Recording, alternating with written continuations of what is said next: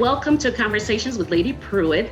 This month we are celebrating women. Yay! Well, March is Women's History Month, and today my guest panelists and I are going to be sharing some of the women who have made a great impact in our lives, and then also how to come up with ways that we could support and encourage other women in our lives. I'm going to ask each of the ladies to please introduce themselves, and we're going to start with Keisha, then move on to Alex, and then move on to Michelle. And please give us your name, and also tell us what's your profession, what do you do for a living, and also a gift or a talent or a skill that you may be very good at.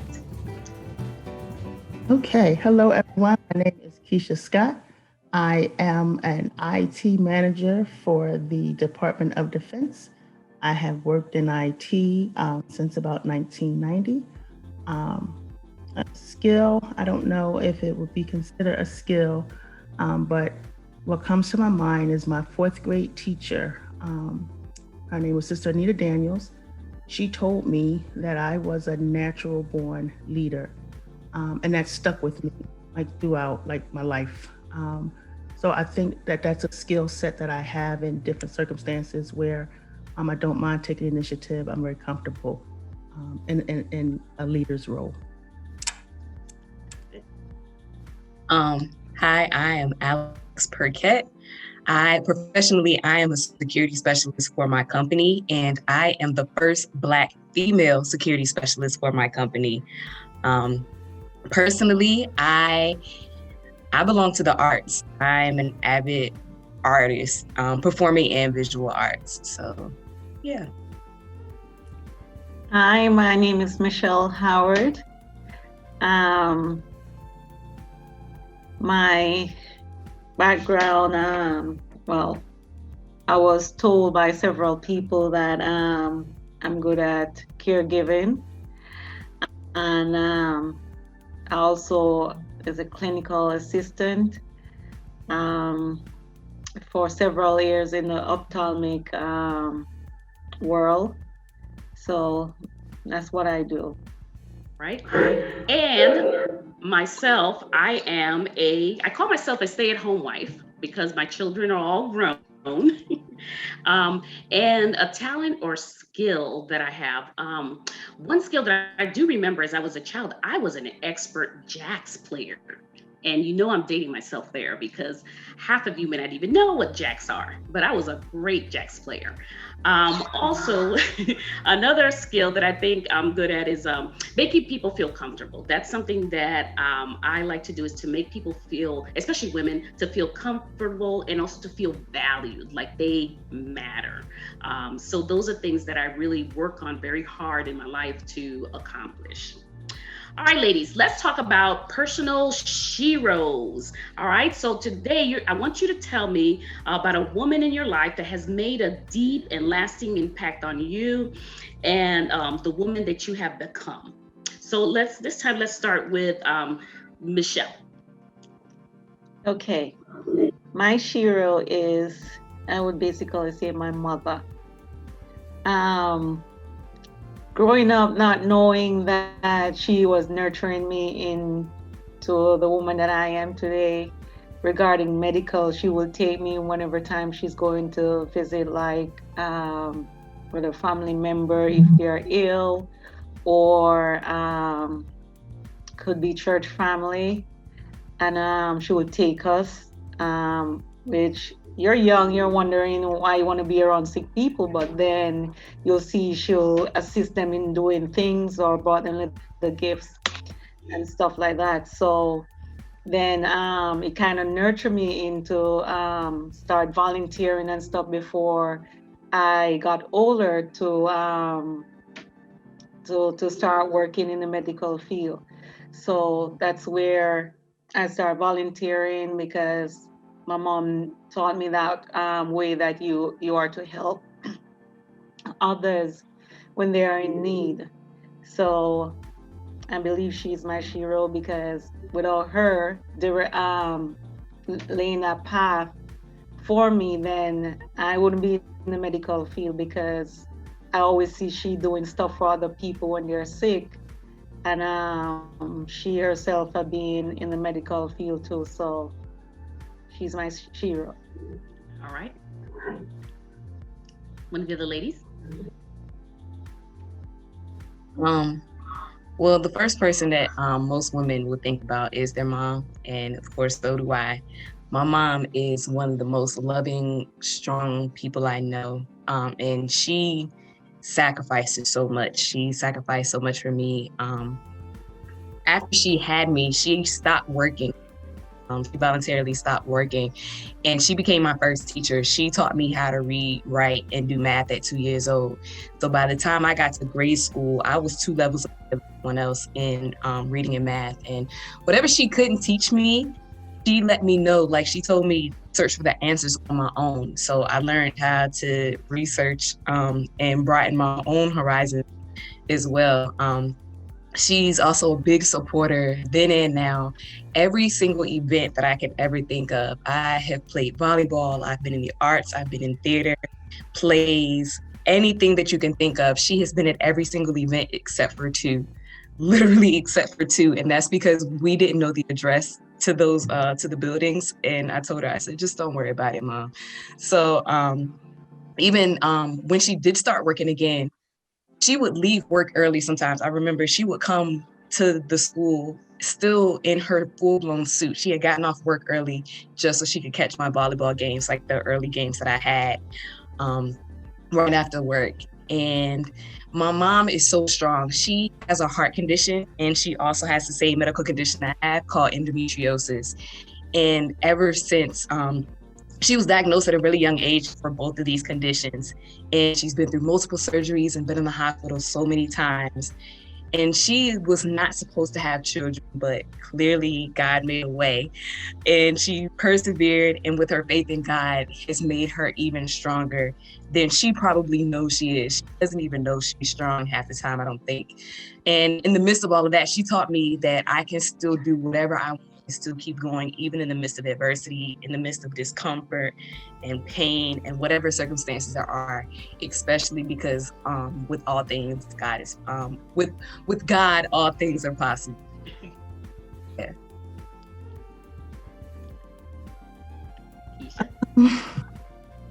I really thought long and hard about this question. And of course, like Sister Alex just said, the go-to is your mother. You know, she's your first role model. You look to her for everything. But I guess it really kind of depends also on how you define a hero. And you know what? I kept coming back to the same person, and I don't want any of you to judge me for saying this. But I think that I'm my hero. And I say that because I know my story. I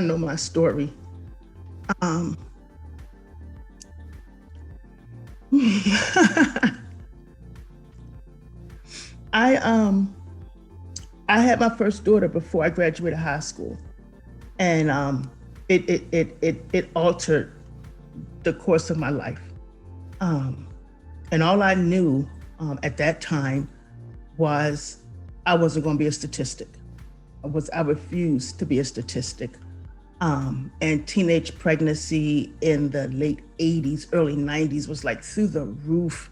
You know, it was the anticipated end for an African-American girl from the inner city. And I just wasn't going to let it happen. My mother, she deposited into me all that she knew, but it just wasn't enough for me. So at that age of my life, I didn't have anybody to go to say, how do I not become a statistic?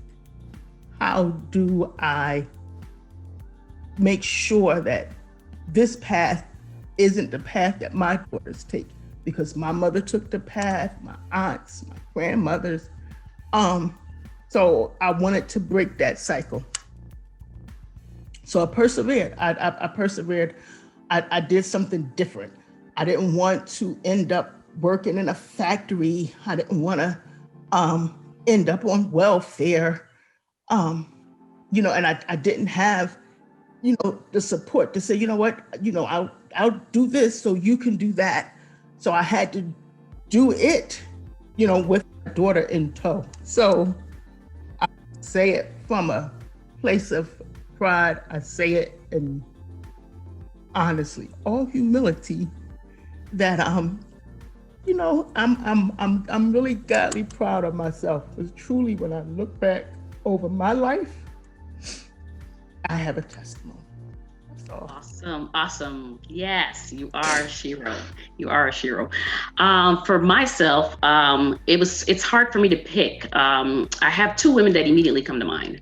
One is definitely my mom, only because my mom was a single mother of 5, brought us from another country.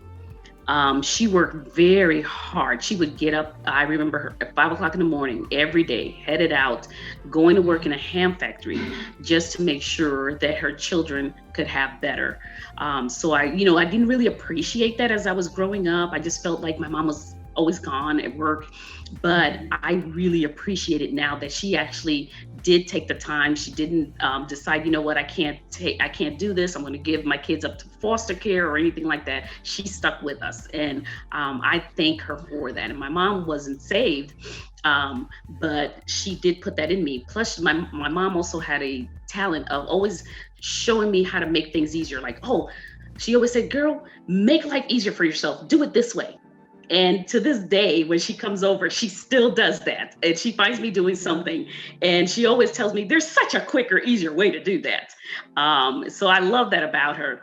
The other woman in my life is definitely Mother Rosalind Short, who went on to get her reward back in 1995. And she was only in my life for a short period of time, but she made such an impact on my life, because she was a quiet woman, but she was a woman of great strength. And she was a woman of a lot of prayer. And every time I looked at her, I said, God, I want to be like that. I want to be quiet. I want to have a quiet strength, and I want to be a woman of prayer. And I've always strived to be like that and to be like her. So I thank God for those two women in my lives. All right, ladies, let's talk about famous role models. All right. And we know that role models actually come in all shapes and sizes. And oftentimes there are people that we may not even know them personally or in close proximity with, but we watch them from afar, and we love their identity traits and their characteristics are things that we try to emulate. So who have been some female role models that you've looked up to? Who wants to go first? All right. Okay. Not everybody at once. No. It took me a while. I've been asked this question before, and I believe the last time I was asked this question, I didn't think of anyone. Because sometimes when you think of famous people, at least for me, I like to have a personal connection, or personal relationship with people. So if you ask me about a famous person, I'll say, hey, I like this person, but they're not like a role model or anything. But then I sat there and I thought about it, and you think about certain qualities, like you said, that they might have. And the person that came to the woman that came to my mind is the actress Gabrielle Union. Growing up in the 90s, she was a brown-skinned girl and I was a brown-skinned girl. And seeing that on TV, it's like, wow, like it's somebody that looks like me. And growing up in high school, I wanted to be an actress growing up on stage and on film, and in the films. So I was like, when I grow up and when I actually become an actress, I'm gonna be like Gabrielle Union. She's like strong, level-headed, and she's brown-skinned girl. So, but then I dug deeper the older I got, and even recently, following her on social media like that, and I learned about the trial she endured and how it was, the things she went through, and the self-confidence and the self-esteem she didn't have, and how she's also an introvert. And these are all the things that I battled with growing up, and some of the things that I was bullied for in middle and high school. And seeing her go through all of that and conquer all of that was like, okay, if she can do this and she's on TV in front of millions of people, then I have something that I can look at and see, hey, I can do this too. And Yes. also I learned that Gabrielle Union also has endometriosis, and which is why she couldn't have her child naturally. And seeing that, for the record, if you are a woman that has endometriosis or cystic fibrosis or anything like that, you are a warrior. And for someone who's been a warrior for almost 15 years, it is a struggle. So for her to go through all of that, to be married, to still do film and still be strong and still be flawless, yeah, she is a big role model in my life. Awesome. And endometriosis, it disproportionately affects women of color. Personally, I know some people and had some friends who have battled with that difficulty. All right. And it's more common than people know. So it's 1 in 9. All right. Michelle? I guess I'll go. Oh, okay, that's fine. Keisha, go ahead. I could not think of a role model, in that traditional sense that, I want to be like that when I grow up. So the closest I could come, honestly, was this singer, Mary J. Blige. I don't know if any of you Saved Women know. But her music was like the soundtrack of my life. And I may not have reached the depths of despair that, her public life, had maybe caused her to encounter. But for decades, there wasn't a song that she sang that did not speak to something I was going through in my life, whether it was heartache, a breakup, just life. And a lot of her music during my mid 20s to late 20s, it really just it brought me through that time. So I have a lot of respect for her to this day, her public persona, because of course I don't know her personally. Right. But I have followed her music and again, just really related to the struggles that she shared of her life through her music, because it was just so very relatable. Okay. All right. Okay, for me also, I did not see myself growing up to be this person, as my other sister stated before. However, I chose the first female president of my country. Now, for someone to be the first female president, prime minister, we say prime minister in Jamaica, she was resilient in everything that she do. She decided that she's not going to let all these male counterparts have her back in a corner to say that, hey, why not throw in the towel? They're men, so I can, run against them, or whatever they said to intimidate her. She stand up. She was strong. She was determined. She decided that she know how to reach to rural Jamaica.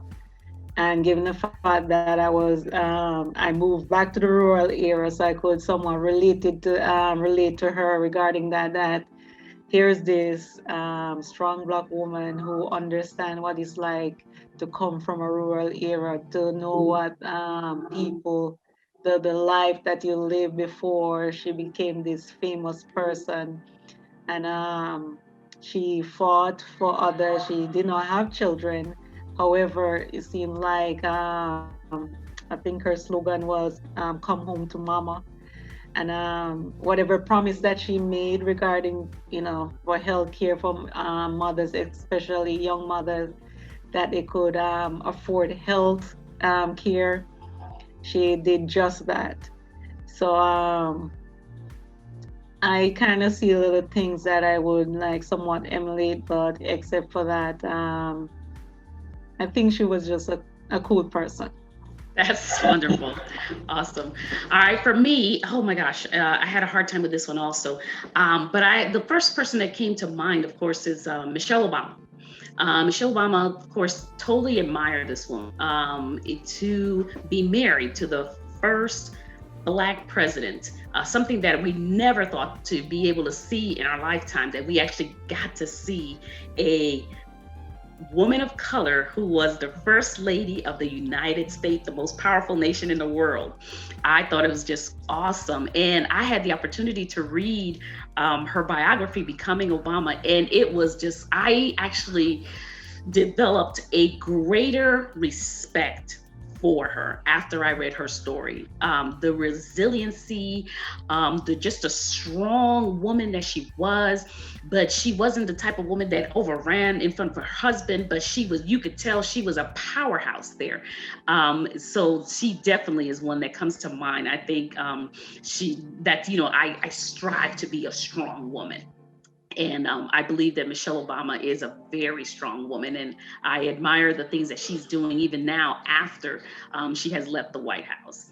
All right, wonderful. All right, ladies, let's talk about biblical hidden figures. All right, the Bible mentions some women by name, but there's a lot of women that are not mentioned by name in the Bible, but they still played a very pivotal role in the kingdom of God. So using a biblical example, how might you encourage a woman who feels nameless if she takes a vital role and has influence in the sphere that the Lord has put in her life? So if you can think of a woman, whether she's named or doesn't have a name, but you feel like she could be a good example for other women in the Bible, who would that be? All right. So at first I thought unnamed until you just said it could be named unnamed. They just really were. The first person that came to my mind was Rahab. And Rahab, because her life seemed to have already been defined. She wasn't a young woman. She was a woman of a particular age, and she had a particular profession. And it wasn't a profession that many women would aspire to have. And where, you would look down on a woman like that. Like she wouldn't be a role model. She wasn't anyone that you would want your children to emulate. Like, hey, look at Rahab, you want to be just like her. You don't want to be like Rahab. So, but God still used her. And as I thought about her, I went back to, the scripture reference of her in the Bible, Joshua.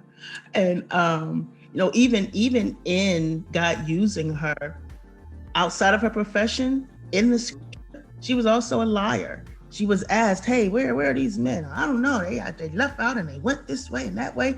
And all the time she had them hidden. So, when you think of what the word of God says, I'm going to hold people accountable for thou shalt not lie. You don't commit adultery. Absolutely. Without a doubt. Yes. But to know that in spite of these fallacies, in spite of these flaws, in the word of God, God still used her. She became just part of this heritage, in the line of our salvation. So, it's just like, you never know who God is going to use, how God is going to use them. Mindful, again, of myself. My past isn't perfect. Again, I said I had a baby when I was young. So, that just tells you some things. So, but God still can use you. It's not that, you have to be born and saved and constantly. We're not all there. We didn't all start that way. And Rahab was a classic example of that, of how God could take what is perceived as the worst of us and use it for his own good. Yes. And the Rahab is a perfect example how God can take someone who feels, there's no way God could forgive all that I've done and, what I have been. But yet, look how God was able to use her mightily. And she became a mighty in the lineage of God and to bring forth Jesus. And of course, David, she was the great grandmother of David. So it's amazing the life changing power of the Lord. All right. One of the other ladies. Okay, for me, I chose, I was in between either Ruth or Esther. So I'll go with Ruth. To know that she wasn't really from a family where, oh, I'm the king's daughter or, some famous person in the Bible. And to know that she lost her husband, she could throw in the towel and say, that's it. However, she made that decision being around her mother-in-law to stick with her at such an age instead of, moving on in her life and said, hey, this person will keep me back, because look at her age. She decided to make that decision to be her caregiver, knowing that as a woman, she need, in their time, she need a male in their life to, take care of them, whatever wealth she need, that substance financially and physically and everything in their time. And she decided that we're going to survive no matter what. She went, back to that era state, whatever you call it then. And she's willing to work so they are able to eat, make provision not only for herself, but for her mother-in-law. And their things turn around for her. She thinks she was invisible, but dear God, ensure that she was well taken care of. And not only she was well taken care of, also her mother-in-law, because she was obedient by lay herself aside, and being selfless. I mean, that's such a sacrifice, and that sacrifice caused her to be more than resilient, be a strong person and become even rich. Yes. So sometimes you're in your situation and you have no idea the people you might meet, or what might work out for you, but just by taking that leap of faith, as Ruth did, it pay off in the end. Yes, it did. Yes, it did. All right, Sister Alex. Okay. Well, I was thinking of women in the Bible, and one of the women that sticks out to me, we don't talk about her too much, but Jael, in the story of Deborah, Jael was a gangster, period. And sometimes I like to be a gangster. I like to be the ride or die, because sometimes you never know. Like, sometimes you have to make hard decisions, and sometimes it might be uncomfortable, it might be an issue or whatever, but if it's going to be for the greater good, then she made a tough decision and she became a murderer. But it worked out in the story, it worked out for God's kingdom. And we don't talk about her much, that story, at least not that I recall. I've been in church a while, but hear or actually study Jael until about last year. And she's one of those people, because of course you hear about the Marys or Priscilla perhaps, or Ruth and Naomi, but Jael in the Old Testament was definitely a gangster. But somebody else I thought of, because a lot of women, they always feel unseen or they feel hidden, like you said. They prove it.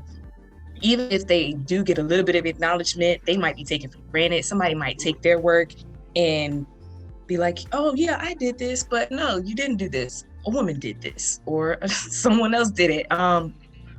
And if I try to give, I guess, advice, nothing in the Bible is a coincidence. Like, every single thing, the Bible is perfect. So everything in the Bible was put there specifically for a specific reason. Even if it's for somebody like me, who might feel nameless or taken for granted every now and then I can read in the Bible, you know what, if it wasn't for these nameless women, for example, the grandmother of David, like I know we talk about the great grandmother of David, but who was the mother of Jesse? She is not in the Bible. But if it was not for her, then there would be no David, and more importantly, there would be Jesus. So women like her, they might not even be in the Bible, but if you stop and you think about it, like even like small things that you don't think about, if they don't get done, then who's going to do them? And it might fall apart, because a lot of small things can equate to a big thing happening. So very true. Keep doing the small things. Very true. Very good. Very good. Somebody that came to mind, and it's actually a group of young ladies, and these were the daughters of Zelophehad. They actually stood up for their rights. And in a male-dominated world, they decided that, hey, look, our father did not have any sons. All right, but we are his daughters, and we feel that we need to have a part in the land. As Joshua was divvying up the land, and Moses, they went to Moses and said, hey, look, our dad doesn't have sons, and we know that it usually goes to, the land goes to sons, but we're his daughters. Okay, we came out of his loins, so we want to be able to have part in the land. And you know what? Moses said, you know what? The Lord said, you're right. So they actually ended up getting an inheritance during a time when women did not get the inheritance. It would go to the sons, or it would go to the uncles, the cousins, but they, as women, were able to stand up for their rights and do this. So I think that's something that women can take away today is, you know what? We have a voice, and we can use our voices. We can use our voices and get things done. And that's one of the things that I love about women is women have such a resiliency, and they get things done. And especially women of color who came from hardships and so many different things. We have this inner thing where we just don't let things fall on our watch. We get things done. So that's one of the things that I love about women, and not just women of color, but women in general. We love to get things done, and we find a way. We find a way. Yes, we're heroes. We find a way to get it done. We find a way to get it done. All right. Very good. All right. So now let's shift over to talking about mentors. All right. And have you had any female mentors in your life? So let's share a little bit about some female mentors you may have had that help kind of push you on in your journey in life. So while you're thinking, I'll go ahead and start this time. All right, there's two that came to mind, and both of them were teachers. Teachers are fabulous people because they can really boost your self-esteem and really put you on a path, the right path. So the very first one was my music teacher when I was only in like the first grade. I had just came to the country, did not speak the language, and this music teacher just took an interest in me. And she would, I grew up in the inner city of New York, Upper West Side of Manhattan, in the tenements of Manhattan. And so, we were poor. So she took us, I remember she would take me, my sister, my brother, she would take us shopping for school supplies. She would buy us clothes for school. She was the first one to took me to Great Adventures. And if you don't know what Great Adventures is, if you're not from New York, it's a theme park, kind of like Six Flags or King's Dominion or whatever your amusement park is in the area that you live. And that was just like mind-blowing to me. I had such a good time. And it was a place that I never would have been able to go because there's no way my mom could afford to take us. But she took me and my sister, and it was just wonderful. So she got to show me different things that I would not have had the opportunity. She took me to an actual restaurant, and I got to sit and eat a meal, things that we did not do. So I thank God for her. Mrs. St. Garris was her name. And my other teacher later on was Miss Marinero, and she was actually a middle school school teacher. And one of the things that I learned from her is she showed me another side of life. I was growing up in the projects of Staten Island. She lived, of course, in the affluent neighborhood. So she took me to her house.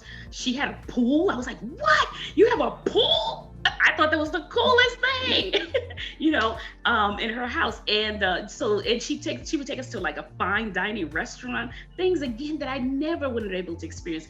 And those are things that helped me, because then I thought to myself, one day I want to have a house. One day I want to be able to afford to go to a nice restaurant, dress up and go to a nice restaurant. So I thank God for those two teachers who made such an impact in my life. Ladies? Okay, I'll go. I'll use a professional mentor. I have a spiritual one and the professional one. The professional one, her name was or is Denise James. As I mentioned, I am in IT, and I've been involved in IT since 1990. How many years ago was that? And I was always the double minority. For years, I was the only African American, and I was the only woman. IT is traditionally a very white male dominated profession. And for years, I felt stagnant. I knew what my abilities were. I knew I should have been in a management position years ago. But everywhere I went, it didn't matter what experience I had. I was always tier 1, maybe sometimes tier 2, the desktop and network support. And I had been doing it for far too long to start all over. One time I did try to go into social work because, I'm a leader and I wanted to be an advocate for the people, but that's a whole nother story. So I came back to IT. But it wasn't until I took a position here in Virginia. I moved from Pennsylvania to Virginia for a specific position. And it was still within my realm, still IT, still providing support, but in the government side of the world, was on the MWR side of the house for CYS. So I just maintained IT there. And there was a change in leadership. And one woman who was there, who probably would have been a mentor for me, she left. And I knew something had changed. Like I was going to be stagnant there as well. And I remember sitting in a meeting, and Denise James, she was the director of MWR, and she was hosting the meeting. And a voice said to me, and I attributed it to the Holy Spirit, you need to talk to her. And that's not my personality. I was new. So I'm like, I'm not gonna talk to her. And like it kept nagging at me. So before the meeting was over, I asked her, did she have time to have a conversation with me? I just wanted to kind of share with her who I was and what I brought to the MWR table. She said, well, can you come in on Saturday? I don't work Saturdays. But I said, I absolutely can. And when I met with her on Saturday, I found out that she was a woman of faith. So that we resonated on that level immediately. But when I tell you, God used her in my life until she retired. I mean, every year there was an advancement, not because she favored me, but because she took a chance on me. I told her what I brought to the table. She believed in what I brought to the table. And then I showed her what I brought to the table. And again, whole nother testimony. But she deposited into me the way I approach people at work. Like I'm very matter of fact, very black and white. And she said, well, Keisha, sometimes things aren't black and white. There are shades of gray. You need to know how to navigate those shades of gray water. And I have felt for years that if I had a professional mentor in this field, I would have been a lot further along a longer time ago. But, God's delay is not a denial. And she was put in my life for that reason. The position I hold today, I attribute that to her. Again, because she believed in me, she supported me, she encouraged me. She was a great advocate for me in MWR. So the conversations that were had at other tables outside of Meyer in San Antonio, at headquarters, when I went to different trainings, they were like, okay, so you're Keisha, we heard about you. So she wasn't, I hope at some point in my professional life that I can reach back and be that Denise James to somebody else. That's how instrumental it was in my current career success. Awesome. All right, Okay. ladies. So my mentor was in college. Her name is Dr. Catherine Murphy Judy. And we would call her Madame MJ because she was one of my French professors. And at first, sometimes in college you have those professors where it's just like, okay, I'm gonna get this class, go through this class, get this grade, move on, get the degree. But she became more than just my professor, and clearly she became a really big mentor in my life, and she took interest in me. And to be honest, I'm not 100% sure why, but I think a lot of it was because she saw potential in me, and she saw parts of herself in me. And I think she also said because her daughter is also named Alex, so I think she just liked me. But she saw that I was skilled in more than one area. Before, when I first got to college, I was a mechanical engineering major. And even though I was making good grades, I was bored to death. I didn't want to do it. I knew that I needed to get out of it and do something that I was interested in. So I changed my major to French. And I believe that's around the time I took one of her classes. Like I said, she was my French professor, but she also taught global communications and technology. And she was one of the reasons why I ended up changing my major again and graduating with the international studies degree with my minor in French. She said, you don't have to use one skill. You're multifaceted, so be multifaceted. And she has a passion in languages, international studies, international relations, and technology. She started out back in 1969 writing her own computer programs, and she started making her own e-learning tutorials and tools to use in her own classes before everyone else started doing it years and years ago. And so she taught me that I could use a little bit of my math background and languages that I learned and the arts that I love, and I could use that professionally and personally and become more well-rounded. And for the record, a well-rounded woman is downright dangerous, but in a good way.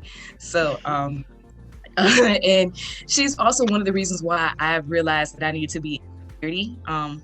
A lot of people don't think that women should be in security, but that's one of the things that, like, if that's what you want to do, if that's what you love, I love to secure and defend and protect people. The name Alex means defender of kind. So I'm in the right place. And God puts a lot of people in your life, whether you know it or not. Like, he specifically puts people in your life. Madame MJ was also diagnosed with endometriosis. So when she would see me in pain, she would tell me, it's okay, like, we're gonna breathe through this, or I will be in her office and in pain. And also one day after class, I remember, I'll never forget it, I had just lost one of my friends from kindergarten. I had known him for years.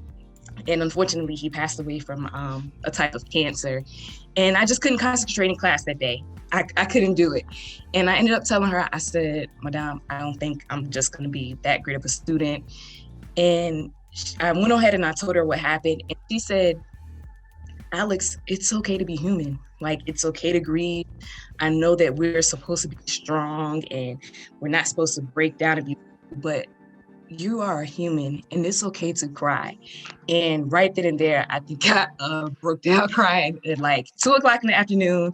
And I ended up going home because at that point, who's thinking about French? So, yeah, she's always been that woman. She always checked my resume. She was like, hey, what are you doing right now? She would send me different tools, of course, online technological tools to use. Even when I decided to change around, I told her that I wanted to be an ambassador at one point and a diplomat. She said, whatever you want to do, make sure that you do the research and you do it and you learn it, you figure it out. And all in all, even in the midst of all of this, when I finally became an investigator a few years ago before I got this job, and other jobs, I had to move from Richmond to Northern Virginia. And I didn't have a lot of places to go. I had friends and everything, but we were all moving. My roommate was moving, and I was like, I don't know. Like, I was still working in Richmond, but I was trying to get my stuff here in Northern Virginia. And she physically took me in to her house, and she let me live with her until I made my official move to Northern Virginia. And how many professors do you know are gonna let you do that? And she had no problem with me just camping out. I had a room and everything like that. And I'm so thankful to Madame MJ even today. And I still keep in touch with her, even though I met her back in 2012. But she's someone that I intend to keep in my life forever. So. All right, awesome. All right, Michelle. Okay, mine is my church mother. I didn't really know her like from childhood, or I met her when I was an adult, when it seemed like everything was falling apart, and I was like, oh, 30's just run a corner. I was like, I need to go to school, and I was looking about school, so I talked to my pastor, and he connected me to another pastor, and he was like, I know the perfect person for you to stop. And he said, to be honest, she's an elderly person. And the other person live at the house, but she's basically by herself. And I met her. She seems nice. And, you know, a little bit skeptic. I was like, yeah, she could be my grandma. I was like, yeah, I think it would be okay. But lo and behold, I didn't know I would be calling her grandma. No, I see her as like my biological grandma.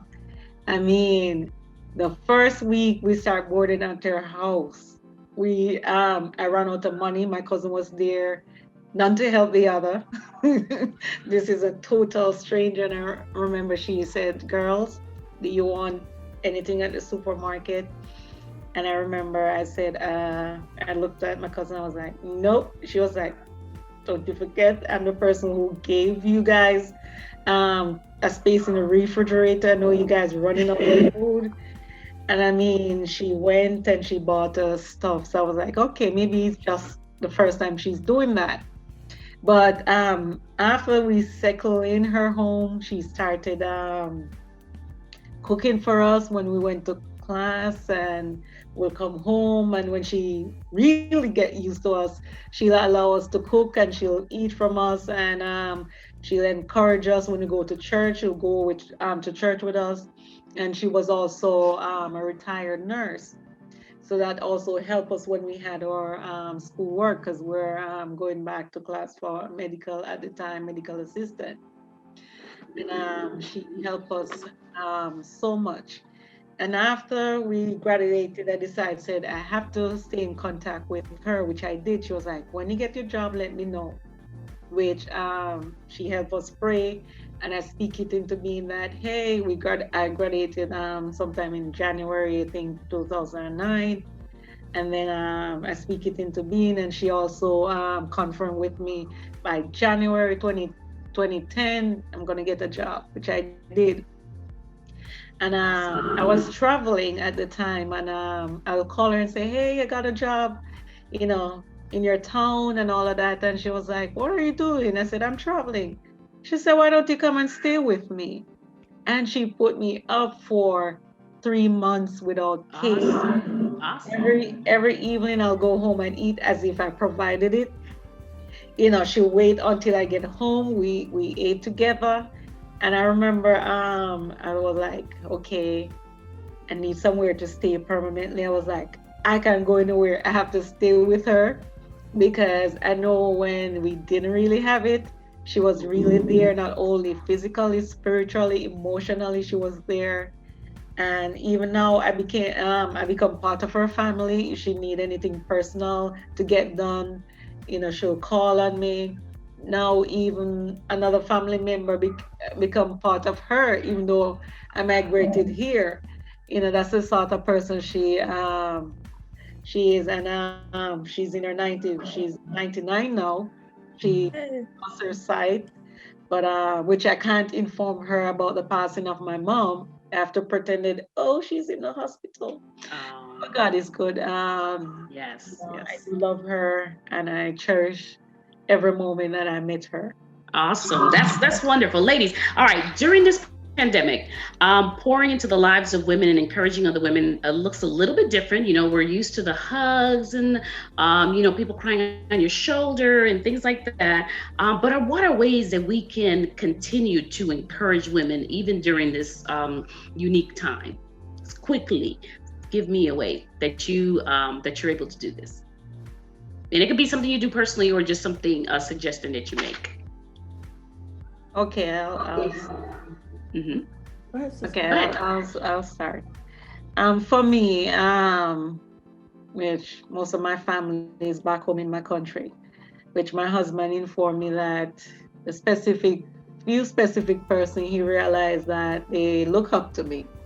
So regarding, working full time anymore, well, at the beginning, and I would listen, and what I'll try to do, I try to share my experience, say, hey, do you remember this that was happening? Okay.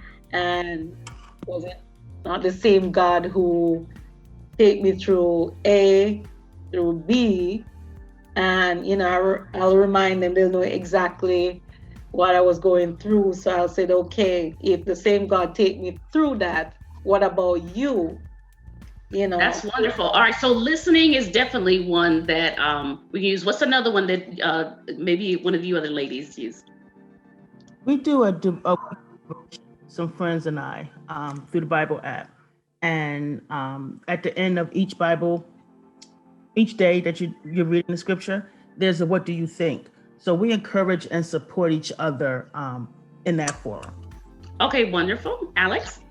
I use one of the love languages, which is acts of service. So even if I can't physically be there, I text a lot of people because I love to receive acts of service and I love to give them. So I'll text somebody one day and I'm like, hey, have you eaten today? Like, have you thought about yourself today? How was your day? Because women want to be heard. Sometimes they just need to be reminded, like, hey, I'm not just a mother. I'm not just a teacher. I'm not just this person, but I am me. And that's a way. Awesome. Very good. And one of the ways that I like to do it is, besides calling and checking up on the ladies, I like to send with the virtual hugs. I love the little gifts on that you can send through text message. Just send kind of like a little hug, letting them know that you're thinking about them, or just to send them a little bit of love. Another thing I know, like when I go outside, because now people don't talk because we got the mask and all the different things. One of the things I try to practice smiling with my eyes. When I look at people, and also I'll give a little nod, kind of like I'm actually smiling under this mask, just to let them know that even though we can't touch and do the things that we used to do, we are still concerned. All right. All right, ladies, we are going to start our lightning round trivia. During this lightning round, I will name a famous female in history, and I want you to share the one word or short phrase that comes to mind when you think of that woman. So feel free to just jump in if a name resonates with you and you want to share for that particular individual. Here we go. Ava DuVernay. Filmmaker. Artist. Excellent director. Cicely Tyson. Pioneer. Timeless actress. Iconic. Claudette Colvin. She's the first one who wouldn't give up her seat. She's So she unsung. was Civil rights. before Rosa Parks. Vice President Kamala Harris. A sister vice president. Just awesome. Strong. Katherine Johnson. Hidden figure. Revolutionary. So I was gonna say Hidden Figures. Human calculator. Yes. Smart. Dr. Kizzmekia Corbett. Scientist. COVID vaccine. She worked on it, the Pfizer one. She's a Genius. Mother Lizzie Woods Robinson. First supervisor of women for the Church of God in Christ. She said. Mary McLeod Bethune. Educator. Door opener. Civil rights leader. Dr. Maddie Moss Clark. Perfectionist. Loser. Music department leader. Clark sisters' mom. She's a perfectionist. Yes, she was a perfectionist too. Lifetime movie. Yes. First Lady Michelle Obama. Oh, flawless. Love her. Elegant. Powerful You sister. walk through the open doors. Oprah. Talk show mogul. Philanthropist. Billionaires. Billionaires. A sister billionaires. Ruby Bridges. Desegregation. Brave. He was definitely Civil brave. rights. Sheila Johnson. BET. I'm gonna say BET, but also Essence, Jet. She owns half of I think a baseball team. She's just a powerful sister. I'm gonna say soap.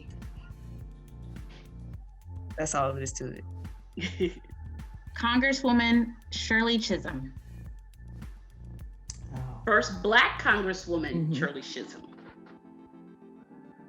Activist. She was the first woman to run for president. So there you go. Simone Biles. Athletic. Gymnast. Yeah, Yes. Olympic medalist. From the 7'5". No, that's Gabby Douglas. Never mind. Oh my goodness. All And right, lady. finally, one last one. Mhm. First Lady Vivian Valdez Pruitt. Amazing. Just heart comes to mind. Humble. Heart. Faithful Spiritual. So well grounded. mother. Oh, blessed, highly faithful. People person. Just a wonderful I know woman. what of they're God. talking about. Persistent. Oh my goodness. Just Thank love you. the Old Testament. Yes, that's true. That's Fire true. warrior. That is true. That is true. Awesome. Thank you so much, ladies, for being with us. And so I want to give some final reflections. And remember, we started off talking about our personal sheroes, and I want to give us just a couple of, just about 1 minute, to kind of give an open letter to your shero, one of the ladies that you mentioned at the very beginning. Well, like I said, my shero was my mom. So, Ma, I'm gonna just talk to you now because whether I send you this video or not, you're gonna watch it. So even before you supported me then, you support me now. You worry, but that's your job. And you are so strong and so great. And I learned so much from the words you said and the words that you didn't say, even through your silence. Even though you didn't go to college, you're an acclaimed bookkeeper now, and Ma, you're dope. And I thank you so much, and I am going to support you when you start the business that you want to start. I'm speaking it into existence right now. And you're not my shero, you are my superhero. I speak about my mom too, even though she's no longer here with us. But I just want to thank her for her strength, for her determination, for being there as a single mother, for working, for being there even when she didn't have a car, for meeting us when there were like times when we could not, we couldn't come home on time. We didn't reach home on time, but she was always there. I love you, Mom. Thank you. Sister Scott, eyes have not seen, ears have not heard all that God has in store for you. Continue to trust God. Thank God for your past. Be confident in who you are today, to let totally go of your past. It has helped to shape you. It has not defined you. There is greater in store for you. I love you, Sister Scott.